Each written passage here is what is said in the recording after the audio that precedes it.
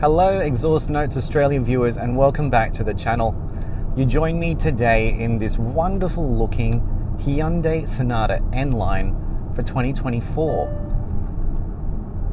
And it wants to say hello. Now, the Sonata has gone through a few different identities over the years, including the time where it was named the i40 or the i45. In its most recent generation was maybe in a period where Hyundai wasn't sure about their visual identity. So you'd be forgiven for thinking that this is an entirely new car. But if you were to see them side by side, you'd realize that it's just a really extensive facelift to the front and the rear. The side profile is mostly the same. So what Hyundai have done with the nip and tuck is they've given it quite an extensive revision on the front with that new Horizon LED bar, big air dams, nice big scoops, very sporty, very aggressive looking on the front. And at the rear, they put some black highlights in, some aerodynamic kind of bumps over the rear spoiler, and some new lighting as well with that, the rear LED bar making an H for Hyundai, of course. The quad exhaust outlet, very sporty sort of looking, very Stinger-esque from Kia or WRX, BMW M2 kind of looking.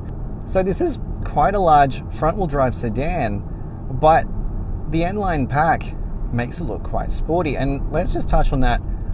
If you want to get a Hyundai Sonata, it comes in one trim, and that is the N-Line. That's it. You get all the bells and whistles, all the niceties. But they haven't taken all your choices away. You can choose the colors, and with that comes some different pricing options as well. So under the bonnet we have a 2.5 litre Hyundai turbocharged 4-cylinder engine, which produces 213 kilowatts and 422 newton meters of torque, all that going to the front wheels. That's pretty respectable power, and if you were to compare it to its to the direct competition, it's certainly up there. But when you're cruising on motorways, it's not uncommon to see 7.7 litres to the 100, which I think is pretty damn good for a car this size. And yeah, let's just talk about the size for a moment. This is a long car. It will rival other large sedans. It's nearly 5 meters in length, so it's quite big, but it is quite spacious as a result. And with that drive, it's still quite a nimble thing to get around, which is obviously quite handy. I do like the seating position. It's not too bad. The seats are beautiful, leather and sort of suede. They are heated and ventilated, even in the rear, the outer seats, which is something you're starting to see a lot more cars in this category do. And how's this for helpful? Instead of wondering which part of the seat you're actually adjusting, the Sonata will tell you on the screen. So as I said, Hyundai offer the Sonata in one trim only, which is the N-Line, as you see it here, which comes with the front and rear bumper treatment, some side skirts, the exhaust pipes, and that will cost you about $60,422 drive away if you want it in Serenity White. That's your no-cost option color. For some of the more out there colors, if you want to stand out a bit more, like Ultimate Red, this one comes in Abyss Black, Biophilic Ink, or Nocturne Grey. Those will cost you $595 extra. So this one, drive away, is priced at $61,047. There is also a matte grey option, which is $1,000 on top of the price. So yeah, so Hyundai haven't taken all your choices away from you. You can choose the color of your car. So $61,000 puts this car well above a lot of other front-wheel drive sedans in the category, or about $10,000 to $11,000 more than a Toyota Camry SL hybrid. It's quite a bit more than the Camry SX, which is their sporty model, which is at $43,000. Even Mazda 6 and Skoda Octavia RS are well below the Sonata N-Line in terms of price, though I don't know how you go for features and for driving feel in those. Then you have things like the Peugeot 508 Fastback, and you'll be upwards of about 80 to 90,000 for those. So the Sonata N-Line sits a bit in the middle of all those, and so you're going to have to look at the options list and just what you like the look and feel of to make that informed decision. Of course, with being Hyundai with the new front end, we also have these twin 12.3 inch screens for all your information, which sort of comes from the cockpit we've seen in the Kona. They've made a few graphical changes which are nice for the car, and when you change your drive modes you can see how that changes too. Lifted from those cars too, we have the shift by wire stalk on the right side here, which does take some getting used to, but it frees up a lot of your center console space, which is nice. As I said, you do have your different drive modes, so that includes an eco mode, normal, and sport mode, and then there's a My Drive mode which you can customize for yourself. We have flappy paddles behind the steering wheel which change gears in the 8-speed dual clutch transmission quite well. It's quite responsive. Changing your drive modes is done by a button down here in the center console. Changing the sport mode doesn't really change your exhaust note or toughen the suspension or anything, but I do feel it gives you a bit firmer steering, which is a nice bit of feedback that you can get. Obviously your gauge cluster goes red, gives you a bit more of a racy kind of feel. So the N-Line, as I've already alluded to, it does have that sporty look. We have a sport mode, we have a decent engine, we've got the quad tailpipes out the back, and this is Exhaust Notes Australia, so let's have a listen to that exhaust note.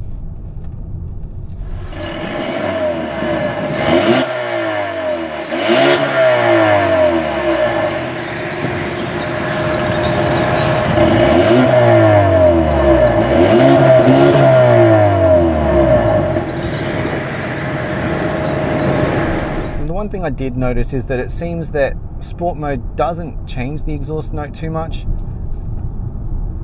but that's okay, because even for a 4-cylinder I don't find the exhaust note too bad through here.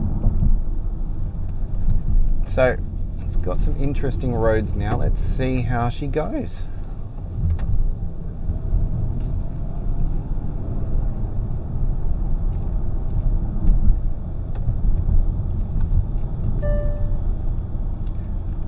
Now those beeps, Hyundai have installed the speed sign recognition and speed warning in this car.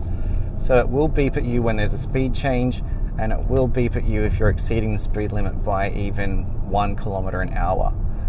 What this doesn't have compared to, say, the Kona N-Line is the eyesight monitor, and I do think that's a good thing, because it's just one less thing to beep at you and for you to get annoyed at. I have heard from other reviewers that they're not a fan even of the speed warning system, but I don't find the warnings are too intrusive, and for better or worse, I'm just finding that I'm kind of tuning it out, or I'm just living with those warnings and just getting on with driving and just being aware that the warning's there. It's not constant. If you're over, say you're doing 62 in a 60 zone, it will beep at you the one time and then it'll kind of just let you keep going. So it's not really going to be a deal breaker for considering this car, at least in my opinion. But so far in these corners, even at these lower speeds, we're not quite going as fast as we might want to through here. The car is staying quite compliant, quite planted. Not too much, not too uncomfortable, even over those bumps. Now, watch this with the reverse. We have an automated rear blind, which is, I think, is wonderful. It's one of the first things I noticed about the car, and it's like, wow.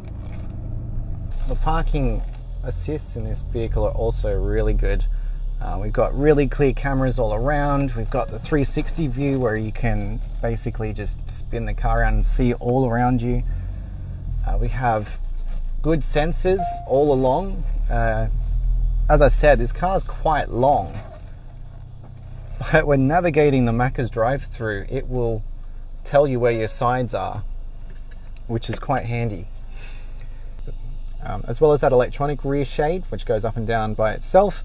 I haven't found a way to manually adjust that. There are also manual shades that you can pull up and down in the rear doors. All right, I'm going to go back up this way for a second. And there goes the blind. I find the cabin is airy enough. You can definitely see around us. Windows are large enough, so you get a nice airy feel. And much like some of the competition, you can pull the blind back for a full glass panoramic roof, as well as a sunroof, which is opened up for me. I just wanted to show you that the blind can pull back. Anyway, so yeah, through his twisty rows, there's good feedback. It actually is.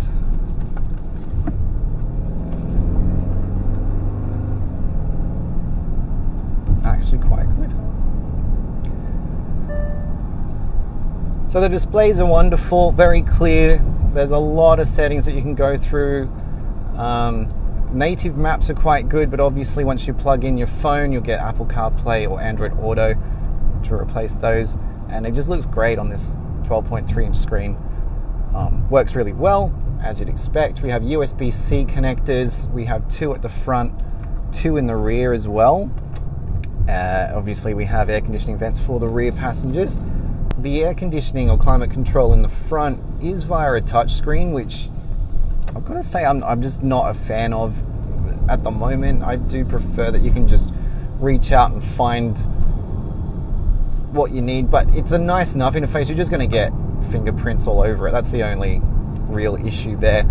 You do have knobs for adjusting the temperature, so that's all right. You only need the buttons to change your seat heating and cooling, or to change the fan speed, or to put the air conditioning on recycle, that sort of stuff. There's a large cubby in the front of the center console, which is for your phone, and there's a large enough area that you can put something else next to your phone. It's nice. It is large enough, and with the wireless charging, it'll take a large phone, but as soon as you plug in a wire for Android Auto or Apple CarPlay, it doesn't fit quite well in there anymore, and so you have to kind of move it, which would be okay if they hadn't put these a little cup in there that your phone sits in. So that's just not frustrating, but it's just something you got to think of. It's a decent enough sized storage area. It's just perhaps not as well thought out. You also have 2 cup holders, obviously in the middle, and this armrest is shaped quite nicely so that you can rest your whole arm and even your hand on it. That obviously hides a cubby underneath as well. Coming through here, we're in sports mode, and I'm using the paddles a bit just to hold the gears as we're coming downhill. I don't really want to go too fast, obviously, but the car is doing quite well. It's really settled. You could definitely have an enjoyable drive with this car. We're riding on 19-inch wheels in a really standout design. It's like a 5-spoke, but they look like katanas or samurai swords with the spokes. It's really nice. There's little details that Hyundai have done on the Sonata that just really sets the car off, really makes it stand out, I think. Up back we have an automatic tailgate for opening and closing, which I think is really neat. The goosenecks don't intrude on the cargo space, which is, I think that's a no-brainer these days. My only thing I noticed, and I mean this is so petty, but underneath the parcel shelf, it just looks a little unfinished, a little untidy, where they've got the rear speaker. It's probably got the subwoofer or something there. Not many people are going to be looking under there, so it's really a moot point, but just something I noticed. Let's navigate these tight bends now. So in the boot we have 480 litres of space with the seats up. We have that powered tailgate, as I mentioned. So with a sedan, obviously the aperture is quite narrow, which is probably the only thing to consider with a car of this nature. Oh yes, that's good.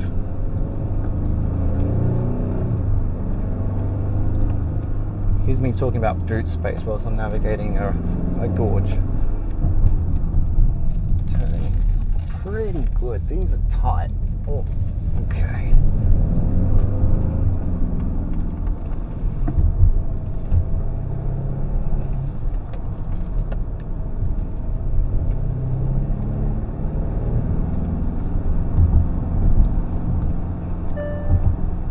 But the boot space is quite good. I was able to load up a flat pack TV cabinet from IKEA the other day, and that was 185 centimeters long, and there was no problem fitting it back in there.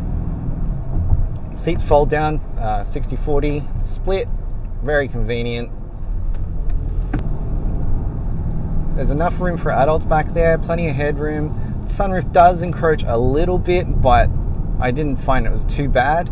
There are little cutouts in the roof actually for the taller passengers, which is nice. We have anchor points in the rear parcel shelf and ISOFIX points, pretty much as you're going to expect now in the outer seats. So very practical as a family car, as you'd expect. But also a car that you can just take out and have a good bit of fun in. So it's a nice interior. It's kind of, as I said, it's a bit familiar of a lot of the modern Hyundais. We've got the same 12.3 inch double screen layout from the Kona. We also have the steering wheel that doesn't tell you it's a Hyundai. And I've had to learn that the 4 dots apparently is Morse code for H, which is Hyundai. I don't know why they wouldn't just put the Hyundai badge on the steering wheel. It's a really weird identity kind of thing that I just don't quite get. Because if you've got to explain it to your passengers or anyone that you're showing the car, then yeah, I don't know. Just don't know about that one, Hyundai. But as a complaint about a car, it's pretty minor. I'm actually quite impressed with how it handled that bit of road. There's a lot of details throughout this car, but I think they've got the ride height just right as well. And that's not something you can say about most cars. But you look at the gap between the wheels and the arches, it's one of those rare moments where they've got it right. The 12-speaker Bose audio system does a really good job. Good clarity, good bass. The familiar Hyundai logo key fob is surprisingly basic for an N-Line trim level, featuring only lock, unlock, and press and hold to open the boot. There's no remote start, let alone the remote parking assist that other high-end Hyundais and Kias have. So, let's talk ownership. Hyundai offer a 5-year unlimited kilometer warranty. Now, being a turbocharged car, much like any of the turbo Kias and Hyundais, their service intervals are every 10,000 kilometers rather than 15 or more that you come to expect from other manufacturers. Your cap price servicing is $375 each visit up until 40,000 Ks, which is $455. Price varies after that. You also get 10 years of roadside assistance through Hyundai as long as you go to a Hyundai dealer for your servicing. There's a 5-year subscription to the Hyundai services, so over-the-air updates through that. They also do servicing packages when you buy the car, so you can get 3 years, 30,000 Ks, that's an extra $1,125. 4 years or 40,000 Ks, $1,580, or 5 years and 50,000 Ks is $1,955, or you can pay separately. Yeah, I think this is quite the car. It's a good size. It's got enough go. Oh. It looks bloody amazing, and it's practical. No, I think they've nailed it. The facelift really works. It gives you a car that you'd actually wouldn't mind driving. I think the previous generation was maybe a little bit of an ugly duckling, but this one corrects all that. And you, as I said, you'll be forgiven for thinking that it was a completely new car, but it is just one where they've just fixed up. They fixed up the exterior, they fixed the front and the rear, they got it right. And I know, sure, it's front wheel drive, but it's still a lot of fun. It's really good.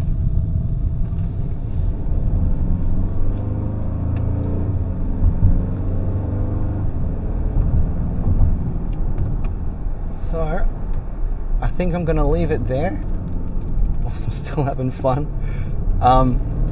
But yeah, big thank you to Hyundai Australia for letting me have this car. It's wonderful. And I love it in this red, though I wouldn't mind seeing it in the biophilic ink. And big thanks to Exhaust Notes Australia for letting me have fun with this as well. Check out more of our stuff online. Subscribe to us on YouTube. Hit the like button if you liked this video. I hope you did. And check out my written review on the Exhaust Notes Australia website. I might, just in case I forgot anything here, I'll put it in there. But yeah, I think that's it from me. I'm having way too much fun. I don't really want to give this car back, but she's a beauty. So big thanks for watching, guys. We'll see you in the next one.